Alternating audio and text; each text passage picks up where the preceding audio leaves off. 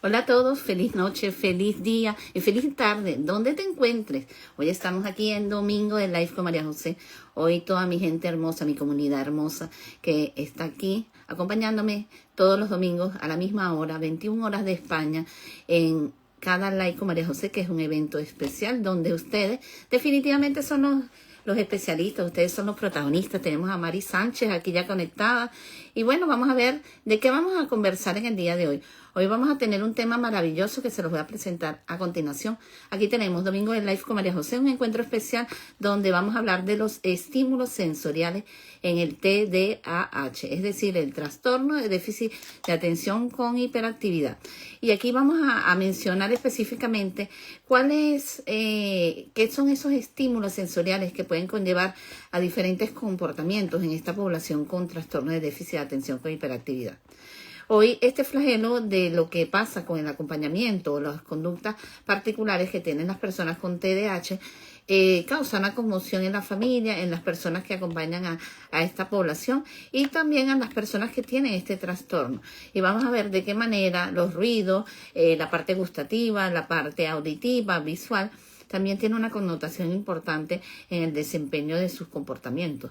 ¿Okay? Yo aquí saludos a Carmela Luceto, que está aquí conectada. Y esta gente bonita, ¿dónde se conecta? Mientras yo voy aquí copiando el tema del día de hoy, los estímulos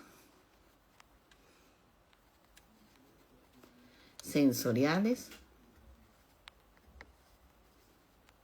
en el TDAH. ¿Ok? Algo muy importante que es que hoy tenemos, ok, déjenme fijar aquí este tema. Entonces, ya vamos aquí a fijar el tema. Ok, como se los venía diciendo, es los estímulos sensoriales, de qué manera saber, de qué manera darnos cuenta de cómo ellos también tienen una connotación importante en el desempeño de los comportamientos de las personas con déficit de atención con hiperactividad y de qué manera nosotros podemos lidiar con todo aquello que es el flagelo de la parte gustativa, auditiva, visual, táctil. Y bueno, hoy para mí es un honor presentar, ya está conectada, a mi invitada, que es la doctora Lina María Morera Aponte. Lina María Morera Aponte es una psicóloga, una neuropsicóloga y también especialista en la parte de la rehabilitación. Es una mujer experta en estos temas de la parte sensorial y en el trastorno de déficit de atención con hiperactividad. También ella nos va a impactar hablándonos acerca de la conducta, también de la atención y el aprendizaje que tienen estas personas. Por tanto, hoy tenemos una invitada, como siempre se lo digo, de categoría. Saludos a Virginia, que también se unió, a Raquela. Y bueno, ni más ni más, voy a ir a buscar a mi invitada. Okay, voy a dejar de compartir este enlace y me voy a ir directamente a mandarle una invitacioncita.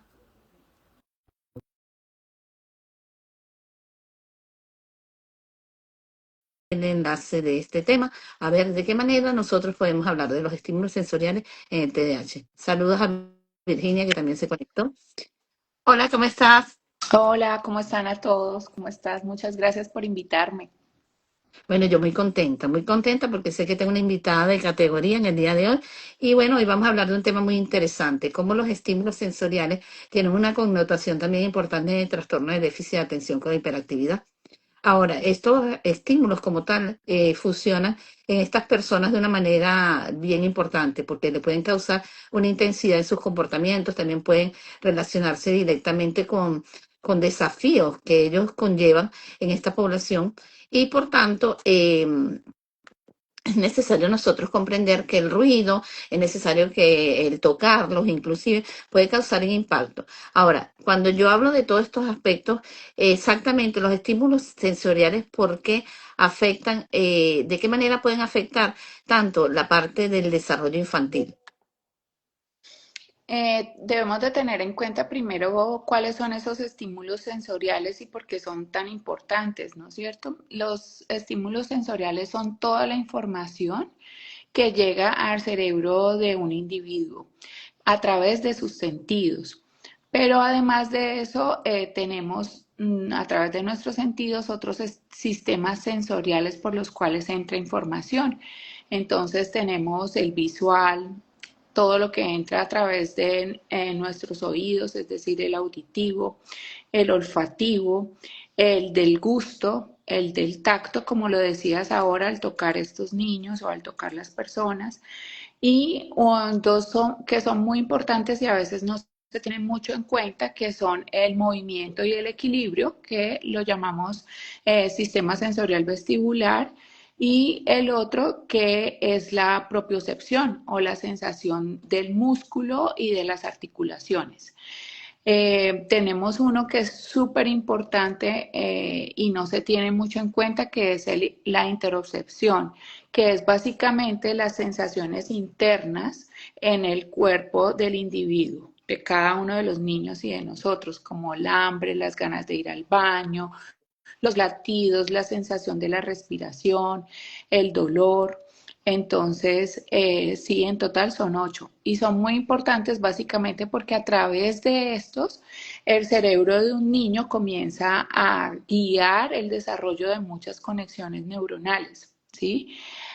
También son importantes porque son la base de cosas tan importantes como el aprendizaje académico, como algunas cosas del aprendizaje académico. Son importantes también porque a través de ellos hay un dominio en una función tan importante como la función ejecutiva, que no solamente va a trazar su niñez, sino también proyectivamente la adultez. Y otra cosa supremamente importante que es la capacidad de regularse. La regulación emocional y conductual depende mucho también de la manera en cómo se traducen y cómo se interiorizan esos estímulos sensoriales. Ok, ciertamente fíjate la importancia de cómo nos has conectado en poder entender cuáles son los sistemas sensoriales que tenemos y la importancia que tienen en la regulación de nuestro comportamiento y de nuestro desarrollo, ¿no? Porque Ujú. inclusive nosotros podemos hablar voy a hablar por ejemplo de la parte táctil, bueno, algunos son kinestésicos, algunos no son kinestésicos, entonces es muy importante saber cuál es nuestro canal también auditivo, si es visual, todos esos aspectos son muy determinantes en el TDAH. ¿Por qué? Porque nos puede traer una incidencia. ¿Cuál es la incidencia que nos puede traer? Bueno, nos puede traer la incidencia de que el niño de repente es más visual y estamos trabajando con el canal auditivo. Entonces, esos aspectos también son importantes. Pero ahora, en base a las crisis, por llamarlo así, o el tipo de comportamiento, vamos a llamarlo disruptivo, que pueda aparecer en algunos momentos, pueden venirse desencadenando por la parte de los estímulos sensoriales. Entonces, la familia, cuando hablamos de que existen estímulos sensoriales, por ejemplo, el ruido, la confusión, por ejemplo, todo el mundo discutiendo y trae una crisis en esta persona, o de repente todo el mundo viene y abraza y quiere besar a la persona y no le gusta, eso trae una connotación de un comportamiento en donde la persona puede sentirse acosada o sentirse presionada por esta actitud y puede tener comportamientos como un tanto intensos. Por ejemplo, tratar de alejar a las personas, de repente sin querer golpear a las personas o actúa de una manera reactiva. Entonces la familia le cuesta entender que los estímulos sensoriales acondicionan también el comportamiento. Si a mí, por ejemplo, yo no soy kinestésica, si a mí me abrazan mucho, yo llego a un momento que me siento así como presionada, ¿ok? En el caso de ellos, que hay una neurodiversidad, aún más es complicado. Ahora, ¿cómo podemos hacer o dar a entender que la reacción sensorial, es decir, me tocas o hay mucho ruido o los sabores son muy intensos, me traen como consecuencia un cambio de conducta? En- la mayoría de las veces es mixto, es decir, aquellas personas neurodivergentes, específicamente lo que hoy nos trae, que es la atención neurodivergente o TDAH, la mayoría de reacciones pueden llegar a ser mixtas, es decir, reacciones sensoriales y reacciones conductuales, ¿sí? Pero es muy importante poderlas diferenciar porque no solamente, no siempre están mezcladas, ¿sí? Por ejemplo, ¿qué me indica a mí como papá o como profe que es una reacción sensorial? Me implica la rapidez o el automatismo que el niño tenga, ¿de acuerdo? Por ejemplo, un ruido muy fuerte, ¡pum!, me tapo los oídos de una vez, ¿sí? Un sabor o una sensación de ruido, de estallido, grito y corro, ¿sí? Eso sería una reacción sensorial, es decir, tengo que ver si es rápido y automático. Esa es una clave en el aula y en la casa. Otra clave es que yo tengo que contextualizar, ¿sí? Eso ocurre mucho en los colegios que no se contextualiza, sino que se ve sin tener absolutamente nada que fue, qué estaba haciendo el niño antes, qué le hicieron, qué clases estaba dando, si estaba frustrado o no. Entonces, el contexto para poder decir que es una reacción sensorial es muy importante. Por ejemplo, si él estaba con alguna textura, estaban haciendo algún tipo de manualidad con textura pegajosa, o si estaban en una clase de música, o si estaban en una fiesta, ahora que se vienen las fiestas decembrinas de todos Sí. nuestros hogares latinos. Eh, esas reacciones que se hacen, por ejemplo, en un contexto de mucho estímulo, siempre son reacciones sensoriales.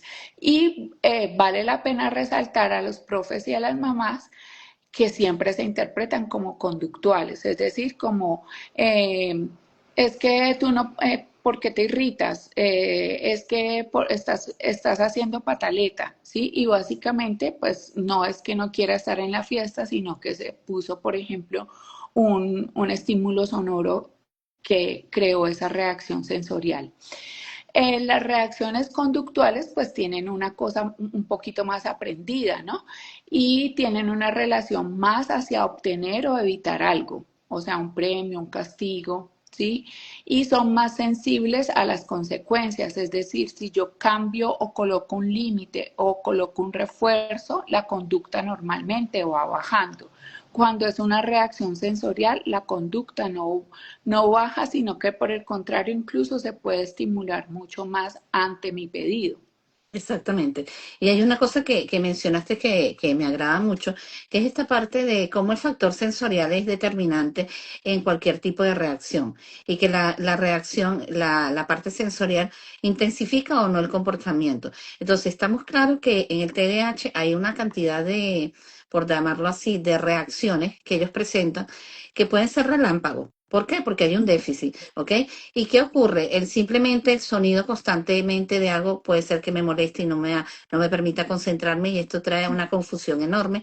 También puede haber el hecho de que, bueno, cualquier situación, por ejemplo, un olor, de repente una caricia, cualquier cosa me puede desencadenar una crisis importante. Ahora, hay una parte que se llama la hipersensibilidad y otra es la hiposensibilidad. Cuando hablo de la hipersensibilidad, hablo que es demasiado exacerbado que se utilice ese estímulo y pueda condicionar una crisis intensa. O yo utilizar, por ejemplo, un estímulo que realmente no le causa un impacto y también se puede bloquear el niño no reacciona. Ahora, ¿por qué suele estar tan relacionada la hipersensibilidad y la hiposensibilidad en el TDAH? Bueno, debemos de tener en cuenta que en el TDAH o atención neurodivergente, pues básicamente no es solamente la falta de poner atención y demás, ¿sí? Es ni la hiperactividad, es que básicamente hay un estilo diferente en esta condición en cuanto al procesamiento cerebral, ¿sí? El procesamiento cerebral del individuo en general neurodivergente, al ser una condición, su cerebro es normal, pero procesa de una manera diferente.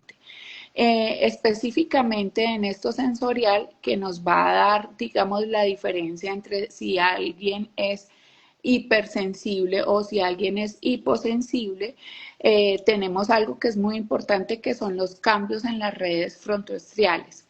Okay. Esto más la regulación de dopamina, que es un neurobioquímico, y la noradrenalina nos va a hacer que nosotros tengamos una participación entre nuestro sistema sensorial y el entorno, ¿sí? Es decir, hay personas que suelen no tener tanta necesidad como un niño de tocar, ¿sí? Para poder sentirse, digamos, presente en el entorno, que es aquel niño que quiere tocar todo, ¿sí? Que quiere constantemente estar en un movimiento, chocar, el que es interpretado como brusco o torpe. Ese niño, por ejemplo, necesita mucho más estímulo para activarse, es decir, un niño que tiene hiposensibilidad.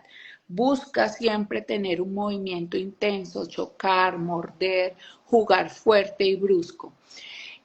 Por ejemplo, que perciba demasiado, eh, eso es interpretado como hipersensibilidad, es decir, que los ruidos que otros toleran, luces, tacto, aglomeraciones, los lleguen a disregular. Ok, saludos a Susana Sousa, que está conectada, a Soris, tenemos a Mari J también, a toda esta gente bonita, y estamos hablando acerca de los estímulos sensoriales en el TDAH.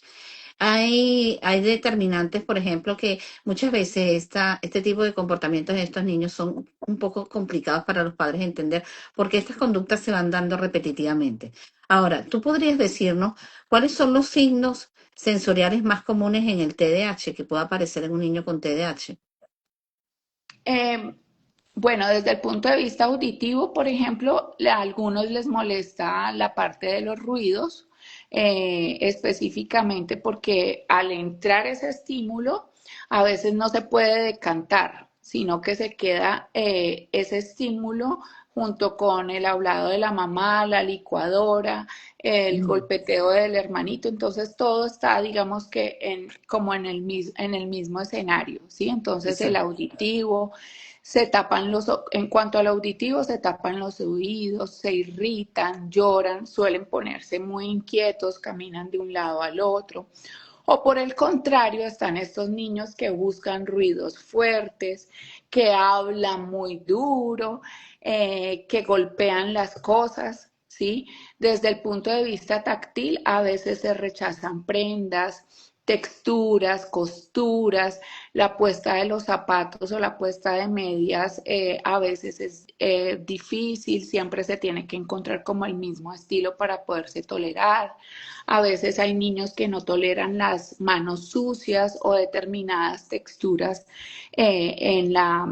incluso en la ropa, aunque sea en la ropa, no permiten que estén suciecitos, el pasto o ciertos alimentos por la textura, no por el sabor.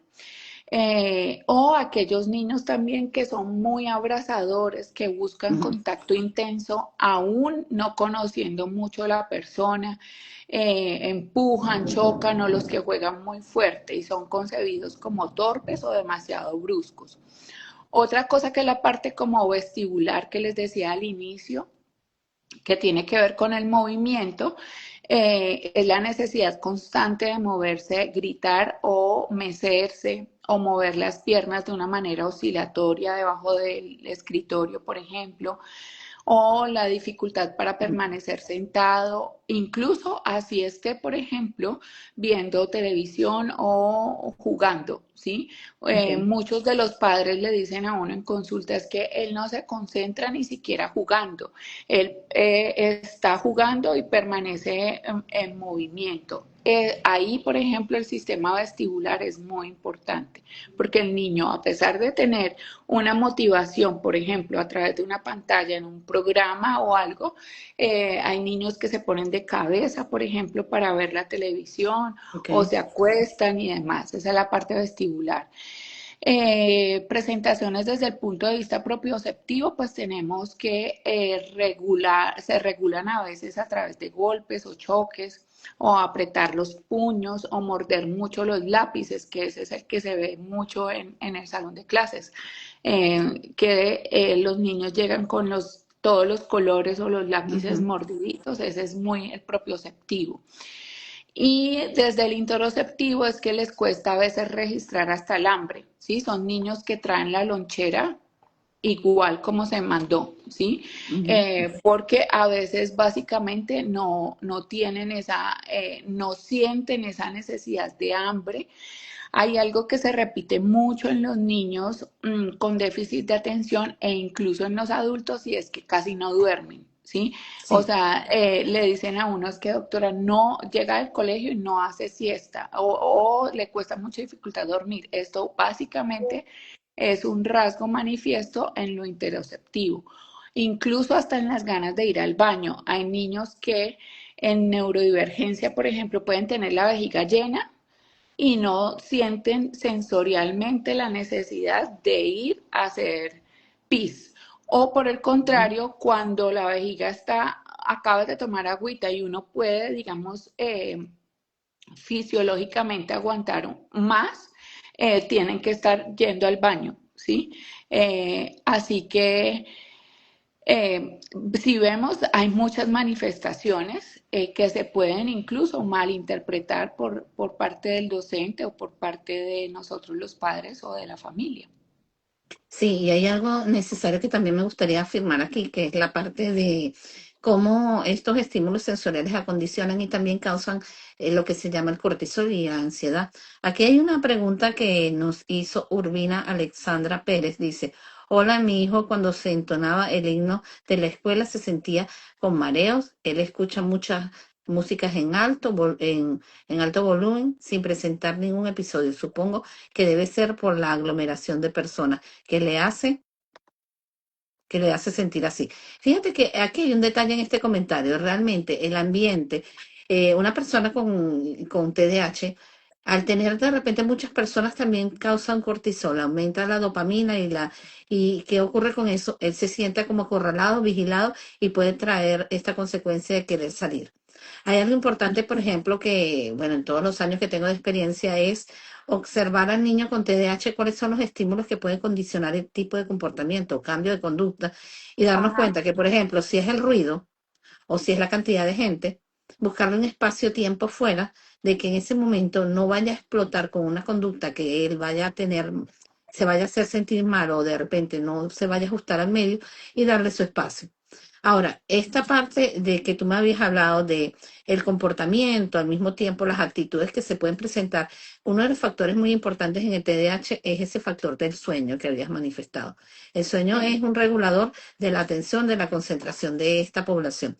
Y esto es un punto que yo siento que es muy importante en la parte sensorial, porque estas personas con TDAH tienen unas señales particulares que le podemos nosotros determinar si, por ejemplo, el déficit va a mantenerse, por supuesto, él nace y muere con el déficit, pero vemos si por lo menos la parte neurológica está un poquito más regulada, lo vemos en el sueño, por ejemplo. Yo siempre le pregunto a Ujú. los padres cómo duermen la noche. La primera consulta siempre dicen que se mueven de un lado para otro, que son muy intensos. En la medida que vamos trabajando con neurología, eso va mermando. Pero cuando no ocurre así, tenemos que ver también la parte sensorial que puede estar ahí involucrándose. Ahora, ¿qué señales sensoriales o qué estímulos sensoriales están relacionados o influyen con la atención, la concentración y el autocontrol? ¿Cómo influyen Debemos esos de estímulos? tener, sí, debemos de tener en cuenta que la atención no funciona, digamos, en el vacío, funciona sobre la sensorialidad. Ujú, Es decir, hay atención plena si hay un fondo sensorial regulado, ¿de acuerdo? ujú, Entonces, ya partiendo de esa base, tenemos, si el cerebro está sobrecargado, básicamente se satura y cuesta concentrarse, cuesta, digamos, se puede aumentar la irritabilidad, puede aparecer que el niño se torne impulsivo o un poco ujú, más desobediente o desafiante y pueden aparecer más explosiones emocionales, ¿sí? Esas explosiones emocionales pues están dadas porque el sistema está en un modo de alerta máximo, lo que decías ahora, un nivel de cortisol bastante alto, ¿de acuerdo? Que me pone a mí en alerta máximo, entonces cualquier cosa básicamente va a hacer que yo tenga una explosión emocional o un estallido emocional. Si el niño, por el contrario, o si el ambiente es de infraestímulo, es decir, de muy poco movimiento, un ambiente muy pasivo, sobre todo en neurodivergencia, específicamente en TDAH, el niño se activa solo, ¿sí? ok, Él ujú, normalmente se mueve, habla, busca estímulos, y eso es lo que normalmente se interpreta como no se queda quieto, es como si tuviera un motor en él, y su cerebro ahí básicamente lo que está haciendo es subir esa alerta para poder prestar atención plena, ¿sí? Es decir, se sensa esa falta de estímulo como tal, eh, bajo una necesidad de su condición cerebral, y básicamente así puede llegar a prestar más atención. Hay niños en los cuales uno incluso está en terapia, o yo que practico pruebas neuropsicológicas. eh, por ejemplo, hay muchos niños que me dicen, ¿me puedo acostar en la prueba? Entonces, yo siempre les digo, bueno, si quieres acostarte un ratito, pero te comprometes a contestar lo que yo estoy preguntando, todo bien. Y tú vieras que es mágico, es decir, Sí. cuando un niño te dice, y si yo veo que están contestando, los dejo ahí por un momento, porque claramente que también hay que permitir, pero llevar hacia una conducta, ¿no es cierto? Eh, es bastante importante eso que me preguntas del infra y la sobrecarga de los estímulos, sobre todo en el área escolar, porque la concentración, la atención, fíjate que yo puedo tener niños muy inteligentes en consulta con un IQ dentro de límites normales, pero sí, no están dadas, digamos, las condiciones sensoriales de ellos, pueden llevar a un declive académico, ¿sí? Aún teniendo las condiciones intelectuales para poder tener un rendimiento académico normal o regular. Ok, aquí tenemos a Virginia que nos dice lo siguiente.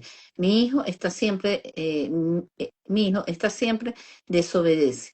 No hace caso a las autoridades y los docentes señalan que es como rabia. Y al llegar a casa, cuando sucede algo en el colegio, llega con querer comer todo lo que sea.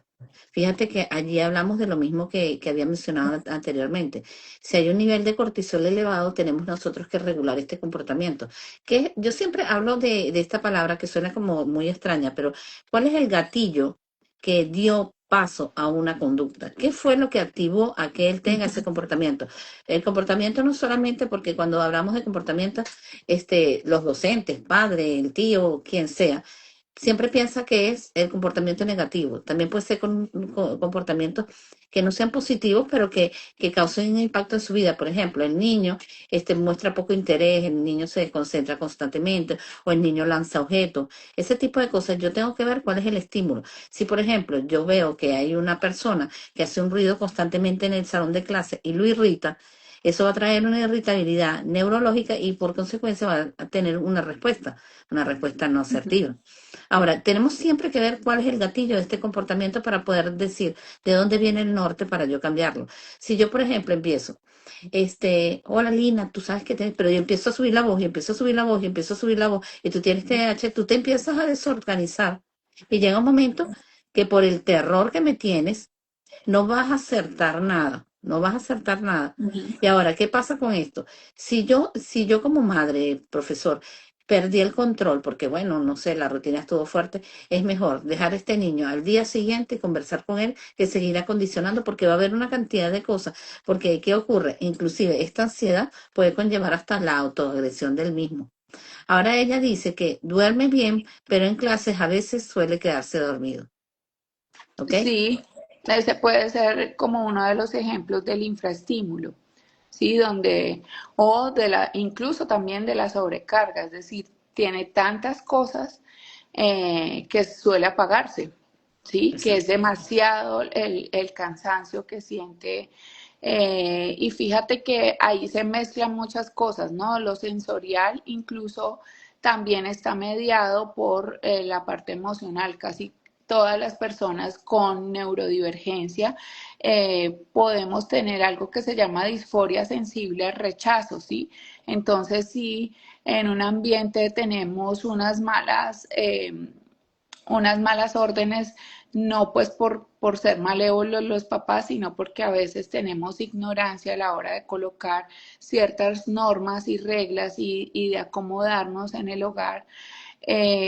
O si hay algunos profesores también que, como dices, solamente con el tono de la voz, solamente con llamar Exactamente. la atención y demás, se estimula esta parte que se llama disforia sensible al rechazo, que lo tenemos casi todos los neurodivergentes, y es que nos sentimos muy mal, extremadamente mal, por encima de los niños típicos, ¿sí? Entonces, eh, en ese momento sensorialmente hay como una nubla cognitiva donde puede entrar conocimiento o puede entrar, por ejemplo, la mamá tratándonos de contener emocionalmente y demás, y no se logra permear nada de eso. Entonces, lo sensorial siempre debe verse muy conectado a la parte emocional que nos está mostrando en este caso el niño.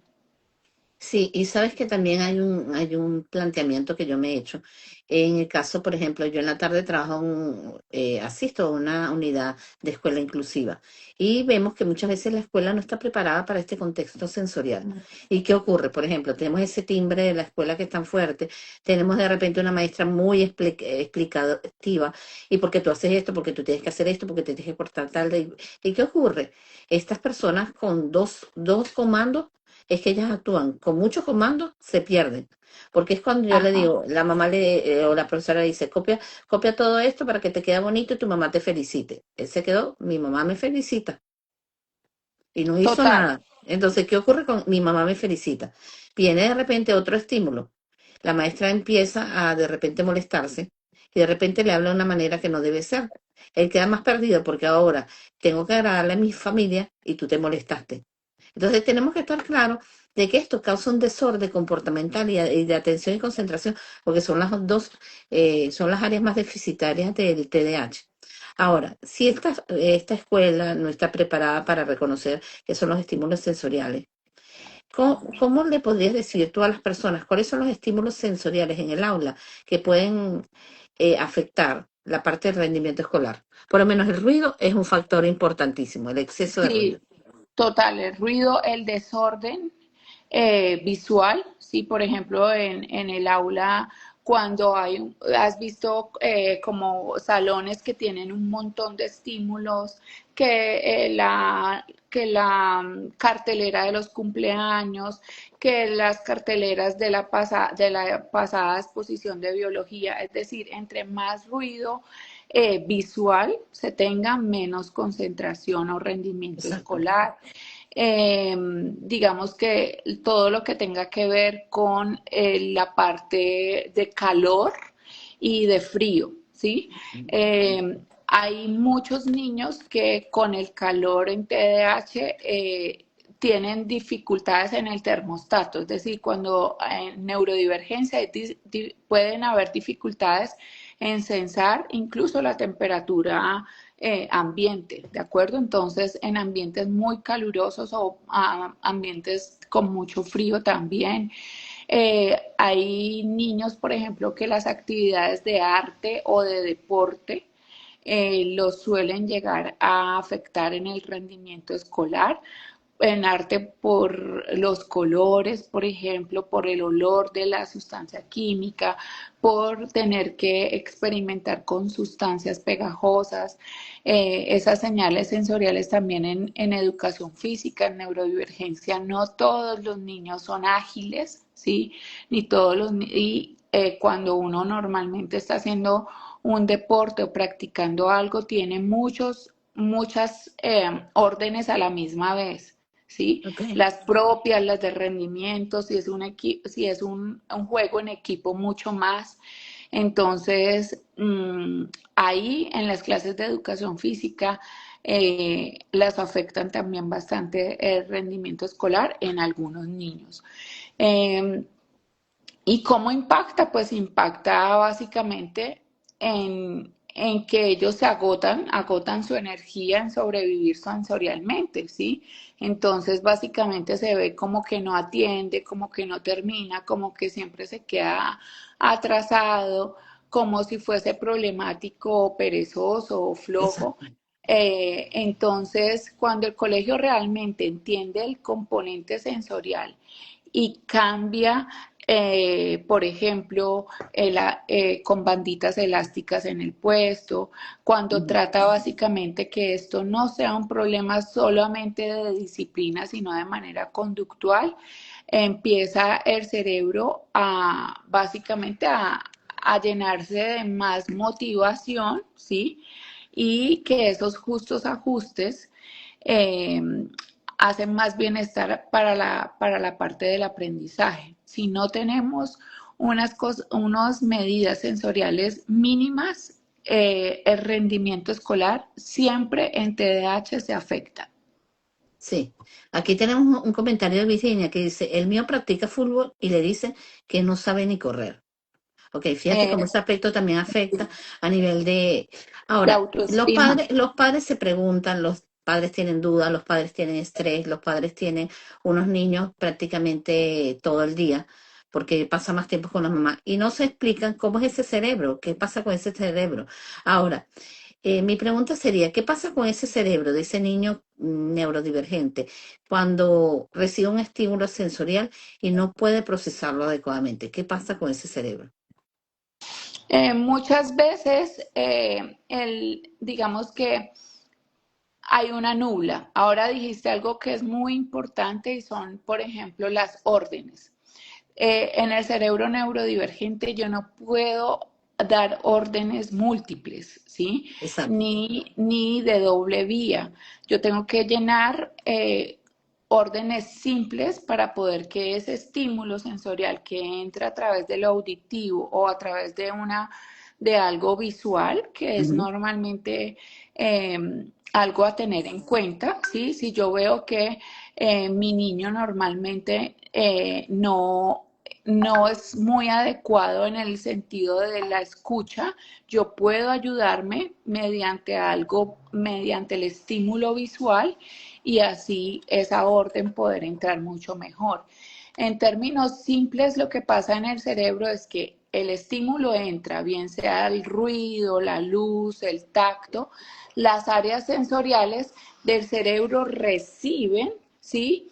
Y lo envían a redes, ¿de acuerdo? A redes especializadas en cada uno de esos estímulos. Cuando hay dificultades en la modulación sensorial, el cerebro o sobredimensiona estímulos que son neutros, ¿sí? O no los registra bien o va a necesitar que sea de mayor intensidad. Por ejemplo, ahí encontramos mucho, es que yo le digo una vez y no hace nada, ¿sí? Ujú. Es que ya le digo dos veces y de pronto lo hace, pero ya cuando le digo tres veces, ahí sí lo hace. ¿Por qué será? Entonces, eso es lo que te digo, sí, hay veces en que se necesita mayor intensidad, hay veces en que no se registra la primera vez, sino que se registra la segunda vez. Eh, y todo es así, es decir, el estímulo entra al cerebro, el cerebro se encarga, tiene unas áreas sensoriales con las cuales va a recibir y va a enviar a las redes lo que se debe de hacer. Y en esas mismas redes incluso se filtra lo que es relevante y lo que no es relevante. Si yo tengo un niño con neurodivergencia que implica que ese procesamiento cerebral tiene diferencias de niños atípicos, pues imagínate, a veces para ellos todo es importante y no pueden decantar Exacto. o digamos como que dedicarse a una cosa específica, sino que hacen múltiples tareas y terminan no haciendo nada. Entonces, esa más o menos es la explicación, ¿sí?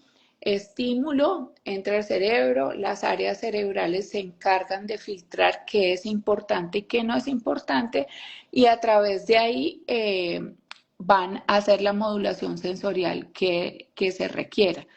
En nuestros niños, por eso es muy importante dar estímulos eh, ideales de una sola vía, ideales simples, ideales en acompañamiento, es decir, yo acompañarlo para que él aprenda, ¿sí? Siempre ver el contexto, porque si él está disregulado previamente a la entrada de un estímulo, pues va a ser un boom, ¿sí? Entonces no es para el cerebro sentirse más seguro y menos bombardeado, hay que tener un abordaje no solo bajo la disciplina ni bajo la conducta, sino también bajo la mediación sensorial previa.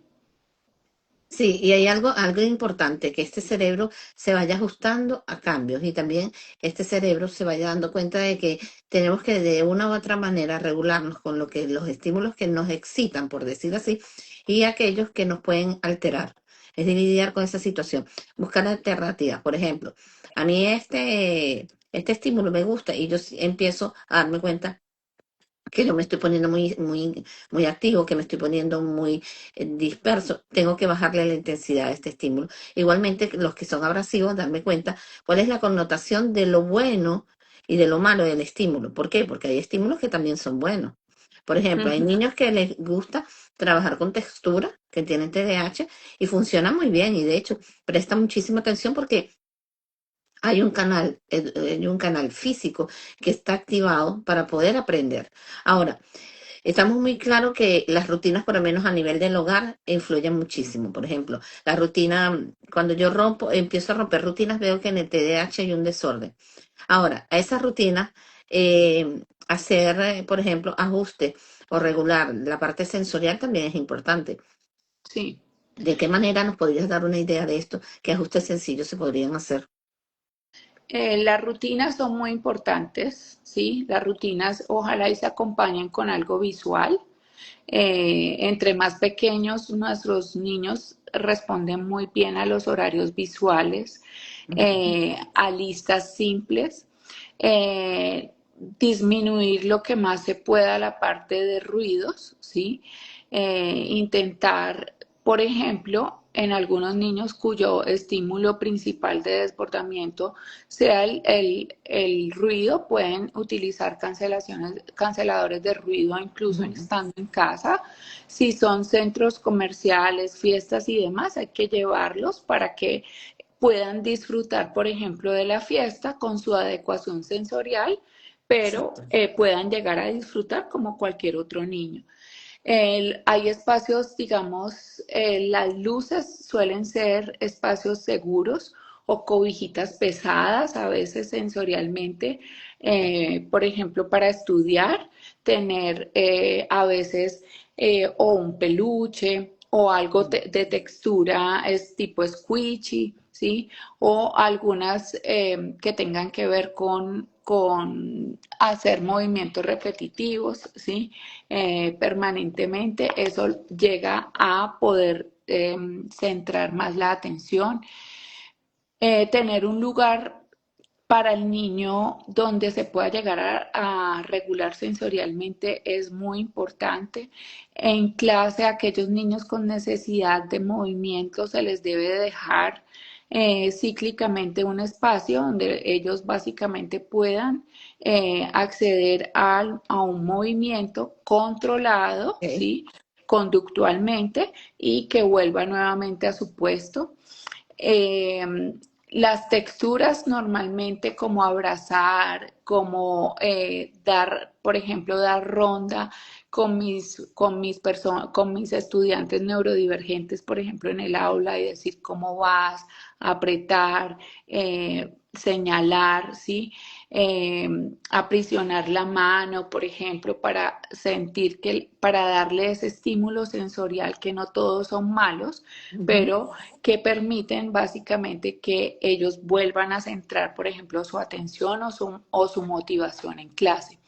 Si no se tiene, por ejemplo, esos ajustes sencillitos como el paseo de la profe, de decir, estás entendiendo, hay alguna dificultad, quieres que vaya más lento, esos ajustes que son cortitos y que de pronto hacen la diferencia, por ejemplo, en el aula de clase son muy importantes. Eh, Cuando los papás también estudiamos en casa con nuestros niños, también es muy importante hacer esos ajustes, de permitirle, bueno, vamos a estudiar estos 20 minutos y después vamos, por decir algo, a estirarnos y a bailar la canción que te gusta, ¿sí? O cambiar, vamos a estudiar estos 20 minutos y después vamos a comernos una gelatina. ¿sí? Muy cierto. Es decir, cambiar esos estímulos y jugar con esos focos atencionales para sacar, digamos, eh, el tiempo más productivo y de más bienestar para ambos lados, ¿no? Porque uno como papá, como profesor, se llega a agotar. Exacto. Eh, Así que sí siento yo que esto es una inversión, poder hacer ajustes sencillos en casa y en las aulas es una inversión incluso para nuestra propia salud mental como padres y como docentes. Ok, ahora un aspecto de engranar, por ejemplo, la parte, tú habías hablado de la parte de estudiar, ponerle algunos estímulos y algo Ujú. importante, el niño necesita no solamente estar en el estándar de estar sentado a contestar una pregunta o pintar una tarea o hacer lo que le manda la actividad, sino que Ujú. también necesita regularse. Y cuando hablamos de regulación, hablamos de que él necesita tener este acompañamiento de los estímulos sensoriales como muy bien lo decía, bueno, vamos a pararnos un momentico, si quieres salta, si quieres corre, si quieres tomate un jugo, si quieres agarra y cómete una galleta, es decir, buscarle un espacio para que él se pueda mantener en ese estándar. ¿Por qué? Porque vamos a estar muy claros que la atención y la concentración son los focos más álgidos en el TDAH. Y si nosotros lo mantenemos solamente en una actividad, lógicamente no se va a regular. Saludos a Ivette Coronel, que también está conectada, a Duagatar, que también está conectado. Ahora, ¿de qué manera nosotros podemos darnos cuenta de que estos niños, por ejemplo, la parte emocional, la parte de sensibilidad, cómo pueden ellos manifestarlo por medio de la parte sensorial? Porque, ¿qué ocurre? Hay muchos que no les gusta el abrazo, pero hay otra manera de regularlo, de repente con palabras. O hay niños que no les gusta el ruido, pero pueden regularlo de otra forma. ¿De qué manera crees tú que estos niños cómo se puede ayudar a que él pueda, por ejemplo, a reconocer sus sensaciones y emociones a nivel corporal? Ya, este es un trabajo que corresponde pues a la parte terapéutica y también a la parte de padres. En la parte de padres específicamente, lo primero es validar y no minimizar, ¿sí? Es decir, siempre que se tenga esto, eh, que se escuche algo de parte de nuestros hijos, no es como, eso no es nada, no pasa nada, ese ruido ya se va a acabar, no, haz como si no estuviera, ¿sí? Ahí básicamente hay un error, ¿sí? Y la idea Exactamente. siempre es validar y no minimizar. Entonces, por ejemplo, una frase muy neuroafirmativa, pero que va a crear que él pueda expresar y poner en un idioma específicamente lo que siente su cuerpo, es decirle, por ejemplo, entiendo que esto es muy fuerte para ti, vamos a ver qué podemos hacer o qué se te ocurre que podemos hacer, ¿sí? Entonces es como la construcción de un lenguaje que entiende ser muy cómplice entre padres, entre profesores, que es lo que uno hace en terapia, ¿no es cierto? Que es poder brindar un espacio terapéutico que no solamente sea el consultorio, sino también en el colegio, para que él aprenda a modelar incluso ese lenguaje interno, ¿sí?